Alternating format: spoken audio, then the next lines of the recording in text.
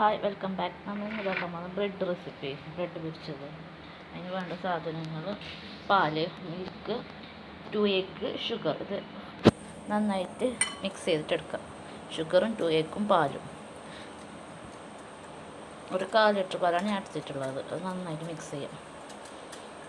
എന്നിട്ട് ഈ ബ്രെഡിനെ കട്ട് ചെയ്യാം, ക്രോസിൽ കട്ട് ചെയ്യാം. ശേഷം പാൻ ചൂടാക്കാൻ വെക്കാം. ഗ്യാസ് ഓണായ ചൂടാകുമ്പോൾ നെയ്യിടാം. ഈ നെയ്യ് എന്ന് പറയുന്നത് വീട്ടിലേക്ക് വെക്കാമെന്നവരോട് വാങ്ങി. ഒരു കൊണ്ടൊക്കെ 120 റുപ്പീസ്. നമ്മുടെ ഫ്രഷ് നെയ്യുള്ള ഫ്രഷ് ആയിട്ട് വീട്ടിലുണ്ടാക്കുന്ന. അത് പാൻ ചൂടാകുമ്പോൾ കുറച്ച് അതിലേക്ക് ഇടാം.